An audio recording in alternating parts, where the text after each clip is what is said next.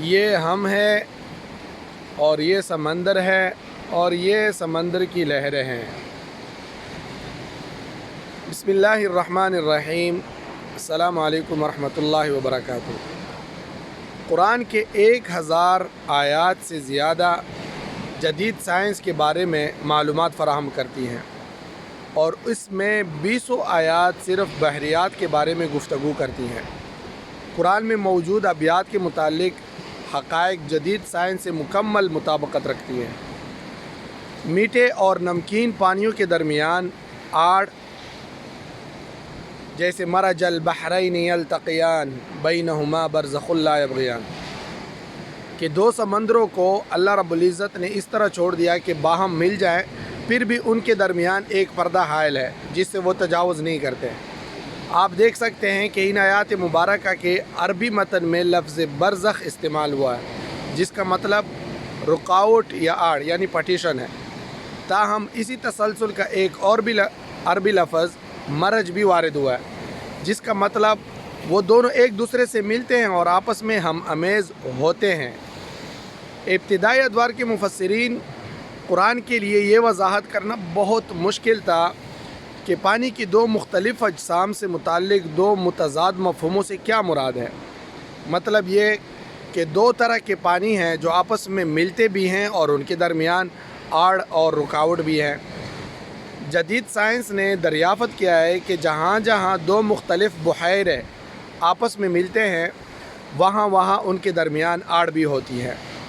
دو بحیروں کو تقسیم کرنے والی رکاوٹ یہ ہے کہ ان میں ایک بحیرہ کا درجہ حرارت یعنی شوریدگی، نمکیاتی اور کثافت دوسرے سے مختلف ہوتی ہے۔ آج ماہرین بحریات مذکورہ آیات مبارکہ کی بہتر وضاحت کر سکتے ہیں۔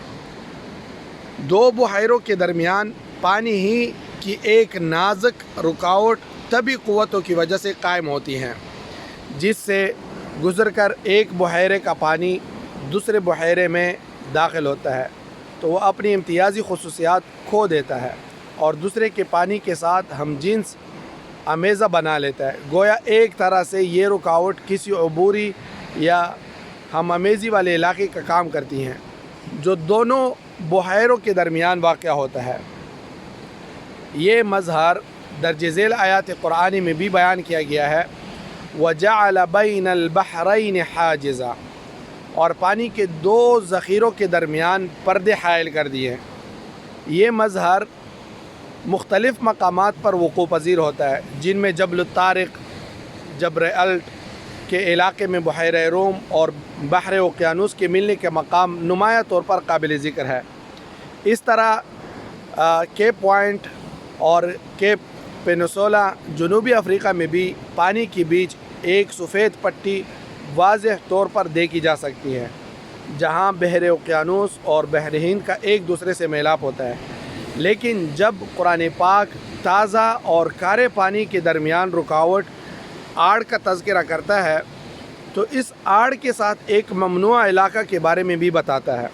اللہ رب العزت فرماتے ہیں وَهُوَ الَّذِي مَرَجَ الْبَحْرَيْنِ هَذَا عَذْبٌ فُرَاتٌ وَهَذَا مِلْحٌ أُجَاجٌ وَجَعَلَ بَيْنَهُمَا بَرْزَخًا وَحِجْرًا مَحْجُورًا، اور وہی ذات ہے جس نے دو سمندروں کو ملا کر رکھا ہے، ایک لذیذ و شیریں، دوسرا تلخ و شور نمکین، اور ان دونوں کے درمیان ایک پردہ حائل ہے، ایک رکاوٹ ہے جو انہیں گڈمڈ ہونے سے روکے ہوئے ہیں۔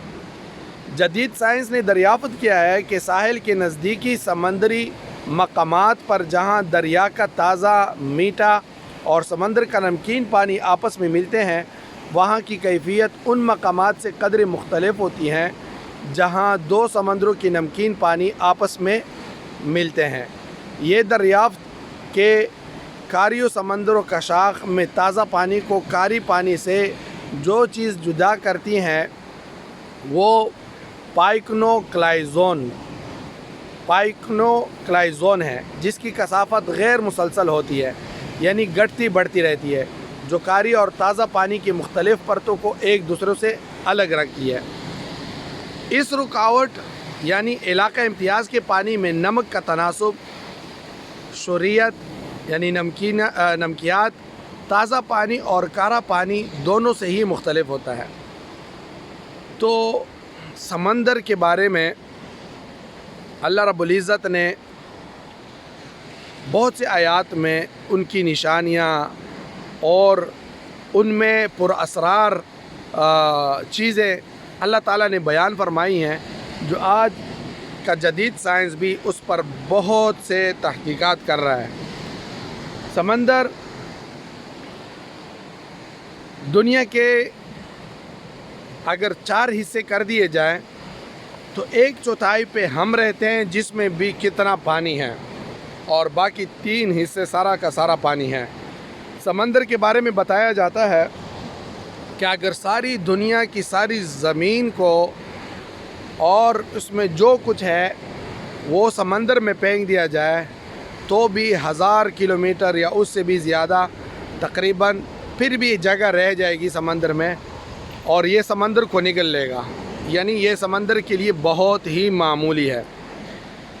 سمندر اللہ تعالیٰ کی نشانیوں میں سے ایک ہے، اور سمندر کا پانی اللہ رب العزت نے نمکین بنایا ہے، اس لیے کہ دنیا کی تمام غلاظتیں اسی سمندر میں جاتی ہیں اور اس میں وہ ختم ہو جاتی ہیں، اس کی بدبو اس کی نمکیات کی وجہ سے نہیں آتی۔